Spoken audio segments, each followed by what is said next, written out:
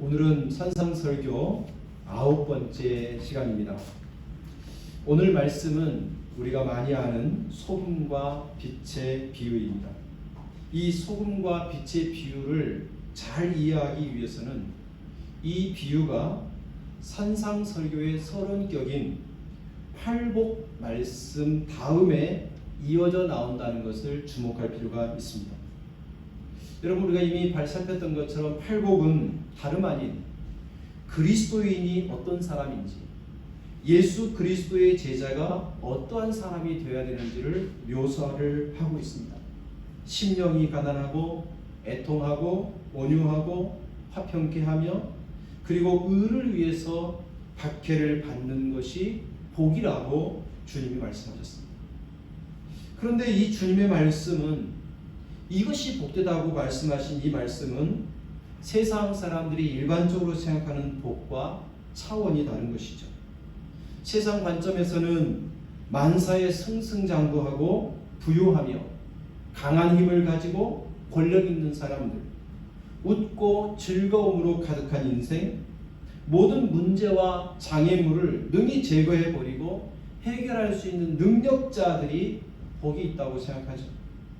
그런 세상의 관점, 세상의 복을 위해서 지금도 수많은 대부분의 사람들이 그런 사고로, 그런 삶의 지향점을 가지고 살아갑니다.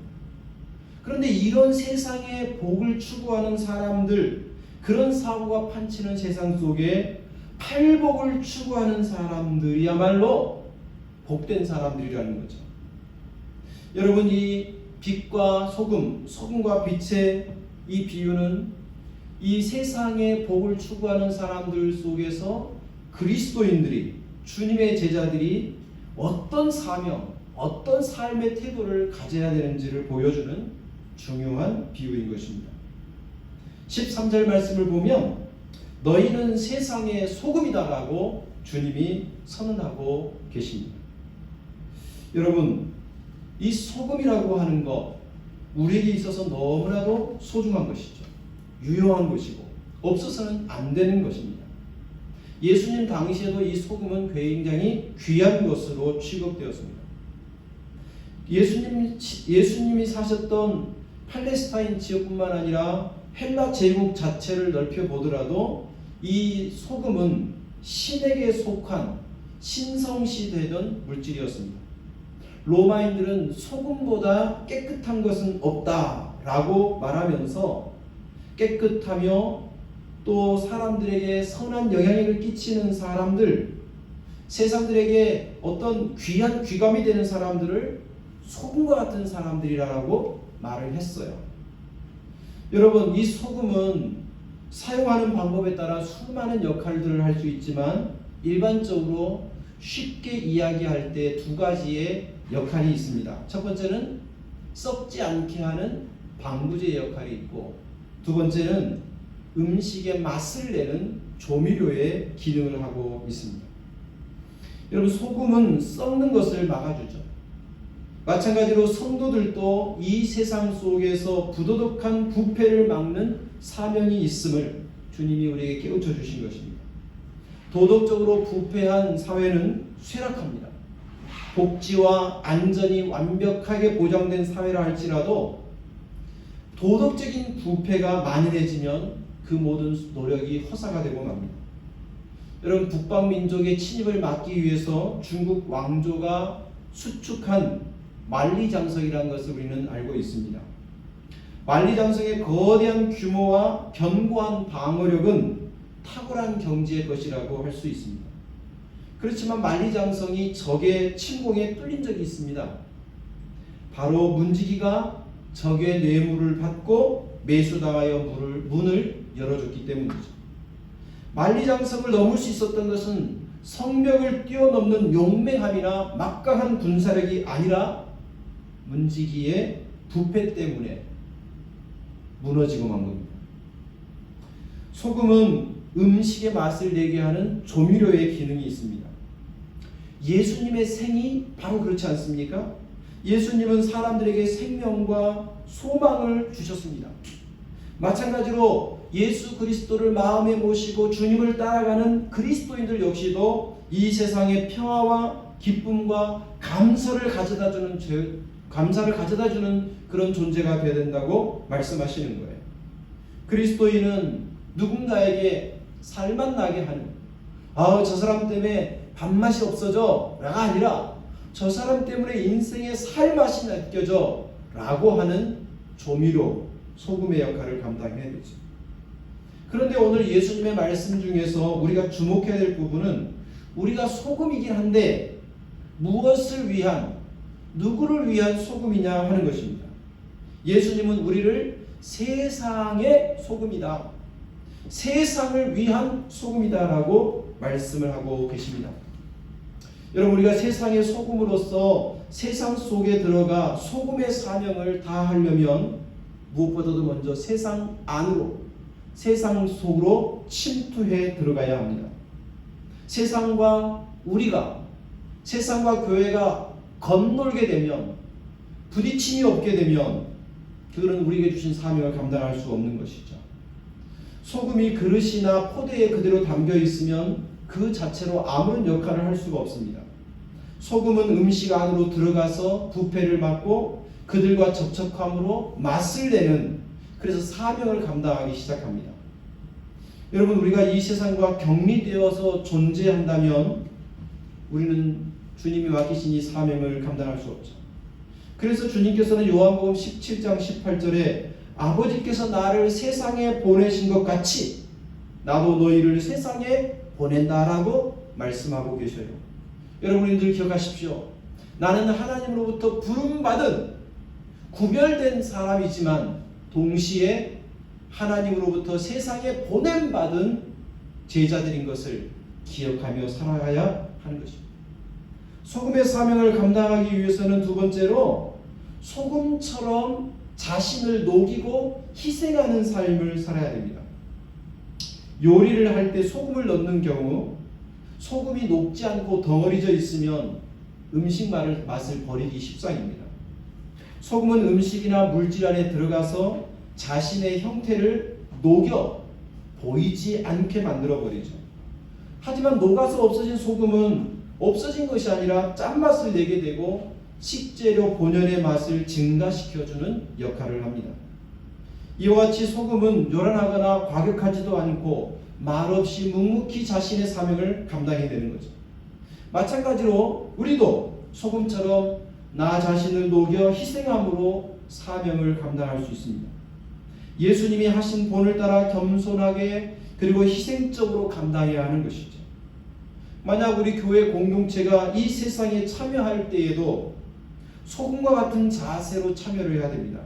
만약 군림하고 정복하는 자세로 어느 사회의 어떤 권력의 일부분을 비판하고 들어가게 되면 또 다른 적수들을 만나 교회의 사명을 감당할 수 없는 어려운 상황에 처해지는 거죠.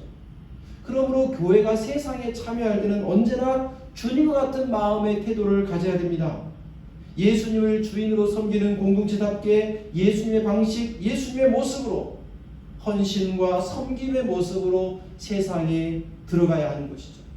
내 거야, 내가 했어, 자기를 드러내는 것이 아니라 주님께 영광 돌릴 수 있도록 주님의 방법으로 세상을 섬기며 참여하는 것, 그것이 소금의 사명을 감당할 수 있게 되는 방법인 겁니다.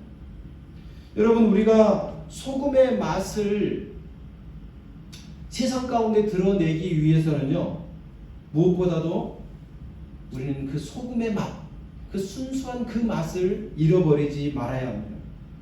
오늘 말씀 13절에 계속해서 읽어보면 소금이 맛을 잃으면 무엇으로 짜게 하리요? 라고 주님은 말씀하셔요.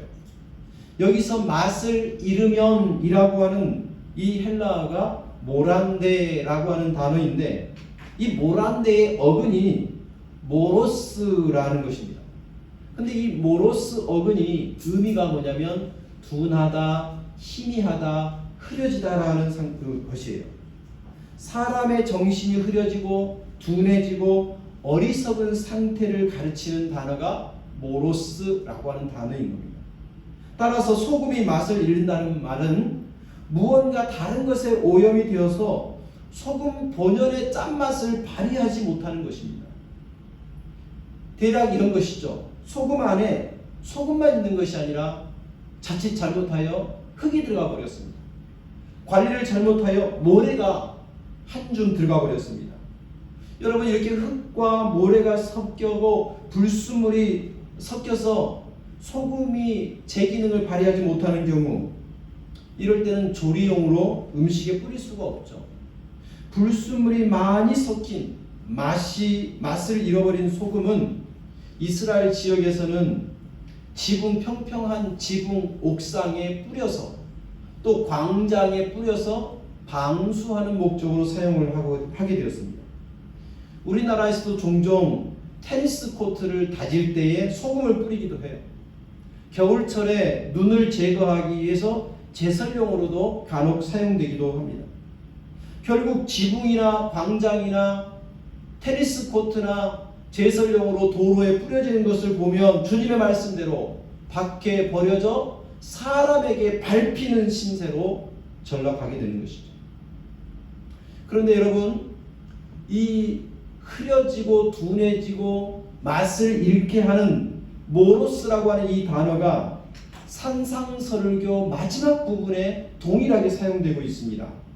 마태복음 7장 26절 27절 말씀을 보면 나의 이 말을 듣고 행하지 아니하는 자는 그 집을 모래 위에 지은 어리석은 사람 같으리니, 여기에서 어리석다라고 하는 이 단어가 모로스입니다.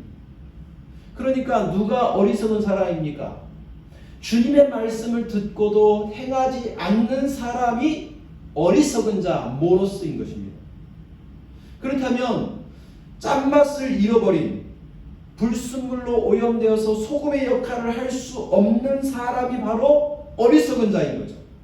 주님의 말씀을 듣고 그 말씀에 순종하지 아니하는 사람이 짠맛을 잃어버린, 그래서 버림받을 수밖에 없는 소금이 된다는 것입니다.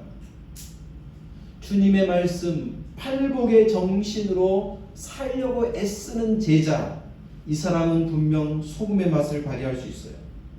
그러나 주님이 말씀하신 이 팔복을 복으로 여기지 아니하고 세상 사람들이 생각하고 추구하는 그 복을 우리도 추구하며 살아간다면 그 사람은 맛을 잃은 소금이요, 어리석은 자요, 버려지는 자가 되는 것입니다.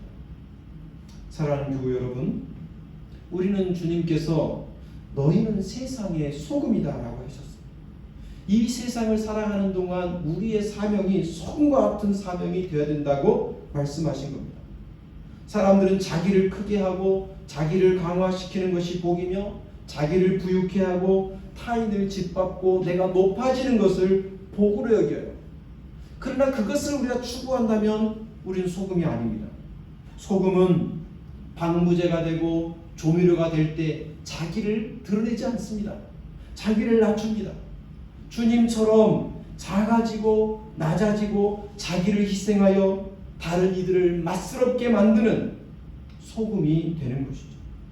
그러기에 오늘 우리도 예수 그리스도의 말씀을 가슴에 받아들여서 그 말씀이 나를 지배하고 나는 그 말씀 아래에 녹아들어서 그 말씀에 온전히 복종하는 자가 될 때 우리는 이 세상에서 소금처럼 꼭 필요한 존재, 없어서는 안 되는 존재로 쓰임받게 되는 것이죠.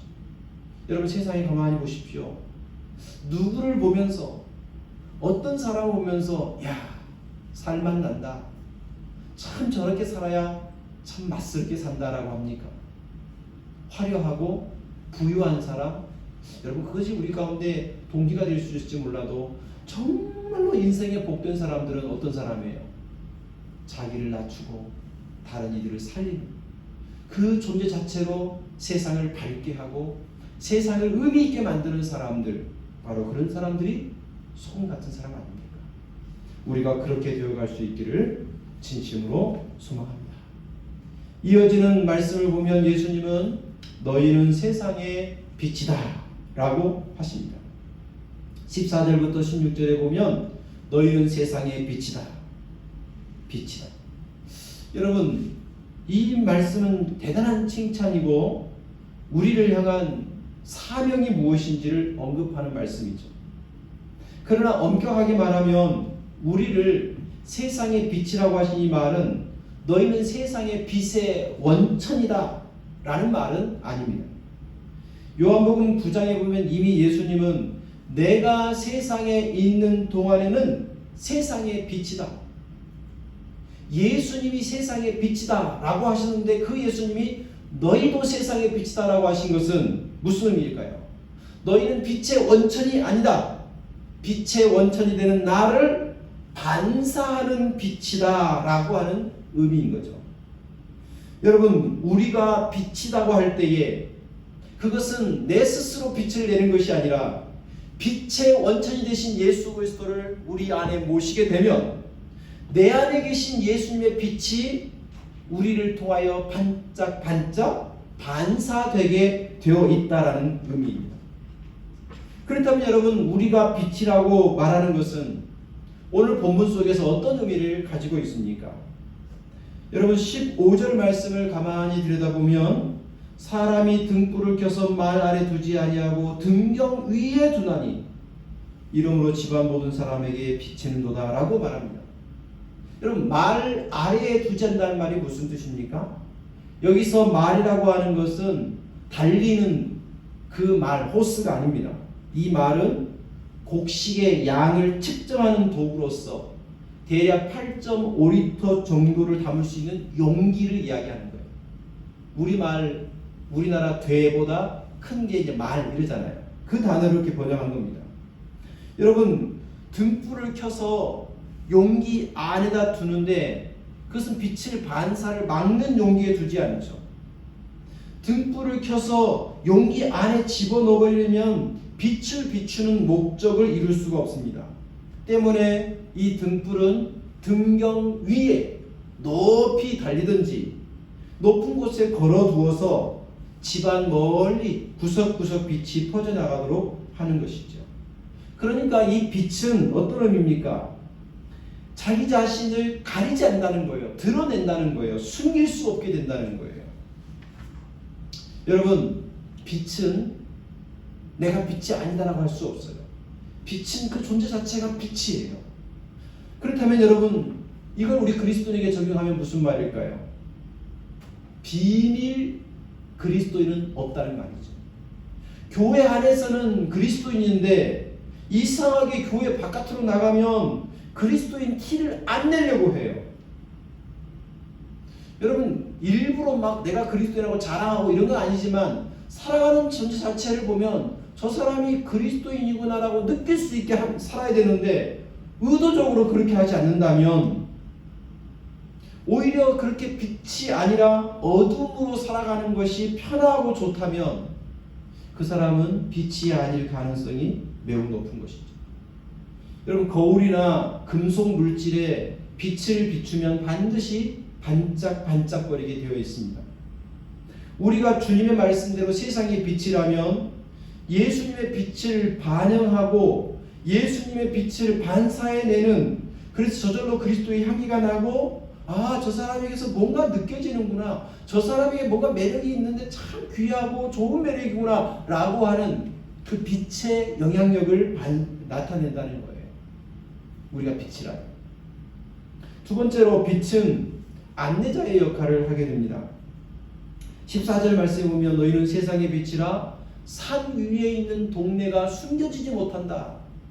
산 위에 동네가 숨겨지지 못한다는 말은 산 위에 동네가 드러나는 거죠. 저기에 동네가 있구나, 마을이 있구나. 15절에도 모든 사람에게 비추느니라. 그 빛을 보면서 사람들이 알아차리는 거예요. 저기 빛이 있구나, 저기 뭐가 있구나 알아지는 거죠. 동시에 여러분, 이 안내자 역할을 한다는 것은 좀 더 생각해보면 장애물들을 보여주는 거죠. 여기에는 뭐가 문제가 있어, 여기에는 암초가 있어, 여기에는 장애물이 있으니까 비켜가야 돼 라고 빛은 우리에게 안내를 해주는 것입니다. 어두운 밤이나 안개 낀 날에 우리가 자동차에 등불을 켜면 좀 흐릿하긴 하지만 그럴 때 더더욱 강한 빛을 쏴서 장애물들을 우리가 발견하게 되죠. 바닷가를 여행하다 보면 항구마다 등대라는 것이 있음을 우리는 보게 됩니다. 등대가 뭐 하는 거죠? 깜깜한 어두운 밤에 여기가 항구라고 반짝반짝거리면서 어두운 밤에 바다를 헤매는 그 배들이 안전하게 돌아올 수 있도록 가이드 역할을 하는 것입니다. 어두운 밤길에 우리의 발목이, 우리의 발이 장애물에 걸리지 않도록 빛을 비춤으로 우리를 안전하게 안내해 주는 거죠. 그렇습니다. 이 죄라고 하는 것은 무엇이 옳은 것인지를 알려주는 안내자입니다. 동시에 무엇이 잘못인지, 무엇이 죄이며 무엇이 사망이며 무엇이 심판받을 것인지를 알려주는 역할을 빛이 하는 것입니다. 이와 같이 우리가 그리스도의 빛을 반사하는 사람은 누군가에게 올바른 삶이 무엇인지를 알려주고 그 길로 이끌어가는 안내자가 되는 것입니다. 부정하고 사악한 세상을 향하여 밝은 빛을 비춰줌으로 악한 길에서 떠나 멸망의 길에서 돌이켜 생명의 길로 나오도록 하는 안내자가 되어야 하는 것입니다. 여러분, 우리가 이 빛의 사명을 감당하기 위해서는 무엇보다도 날마다 빛을 켜두는 역할을 우리는 잘 해야 되는 것입니다. 등불의 경우를 한번 생각해 봅시다. 이 등불로서의 사명을 잘 하려면 두 가지 꼭 필수적인 조건이 있어요.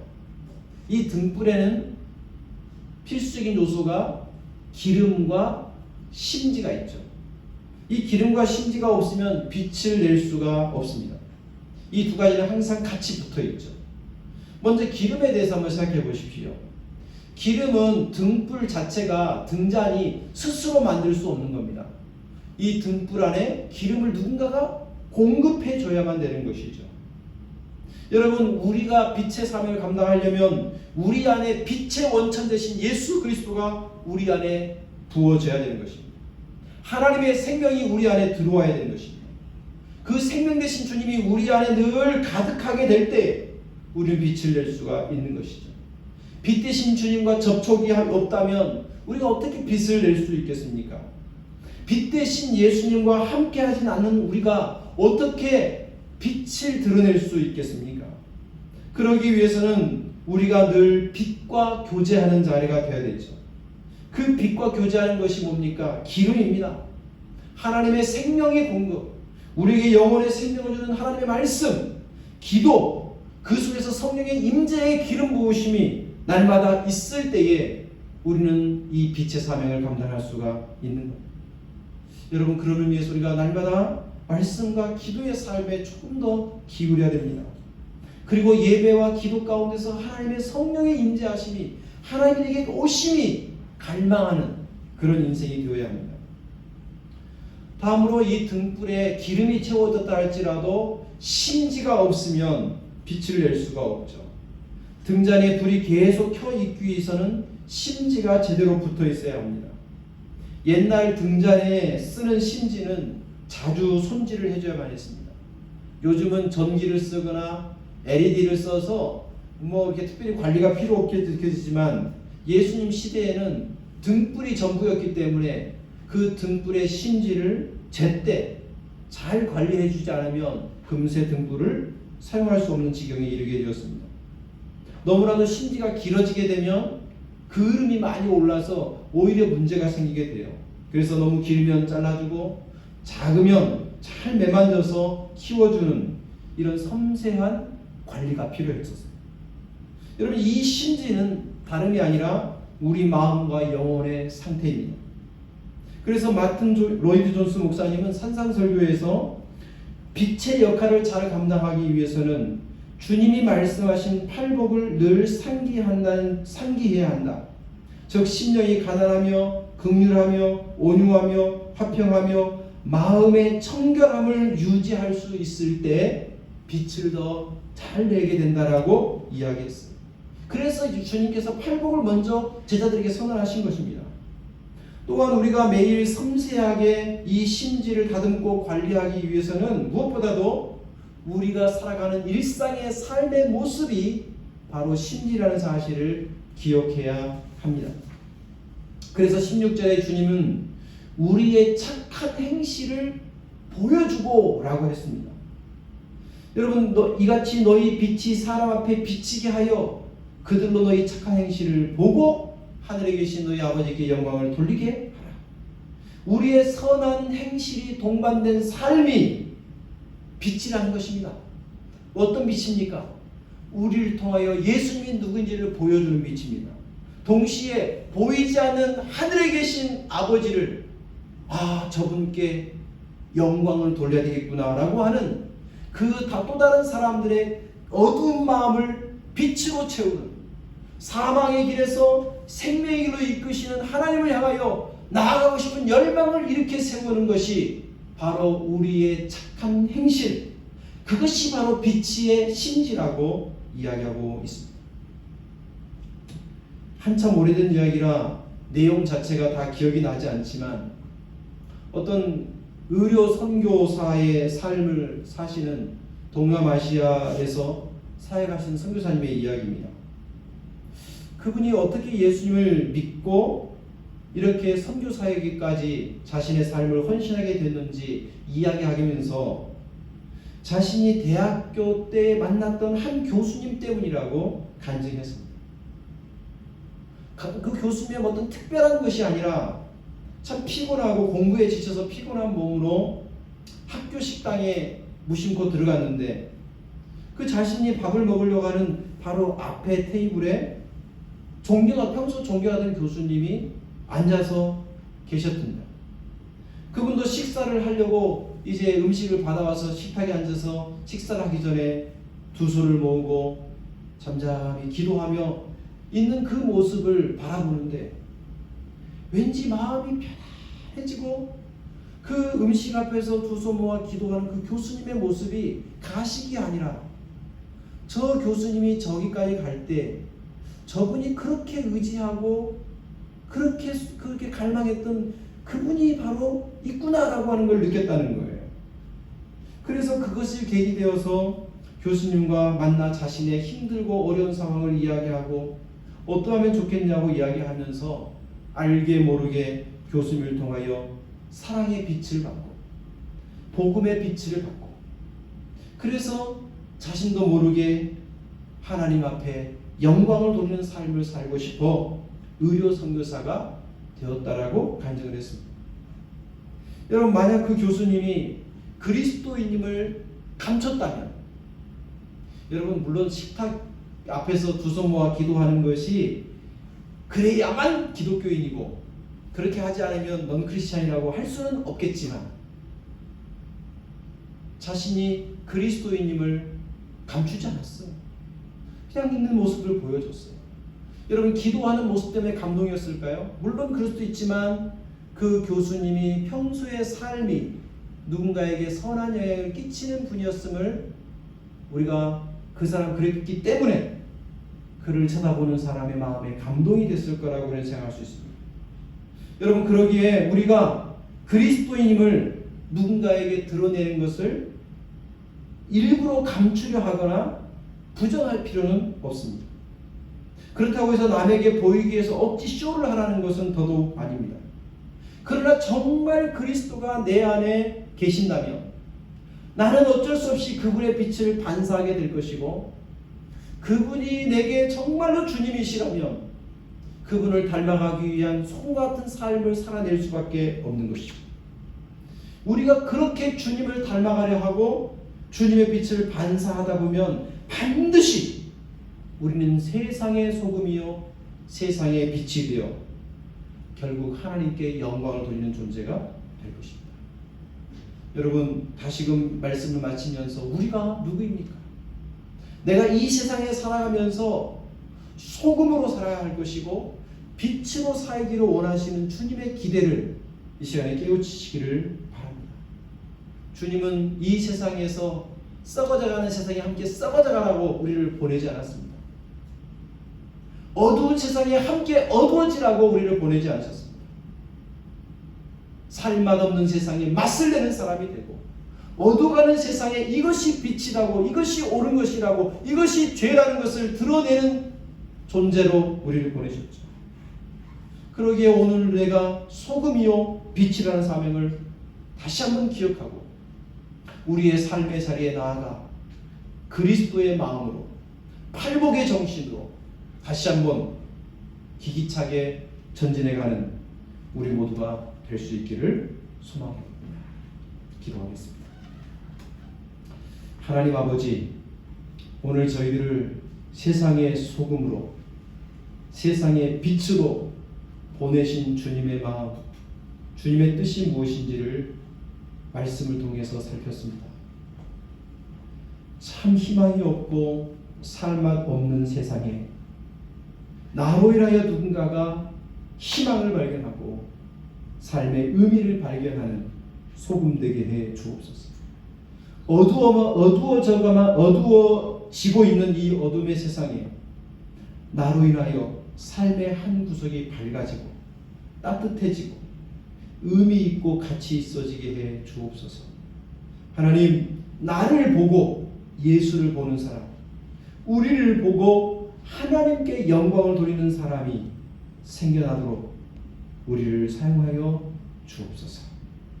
예수님의 이름으로 기도드립니다. 아멘.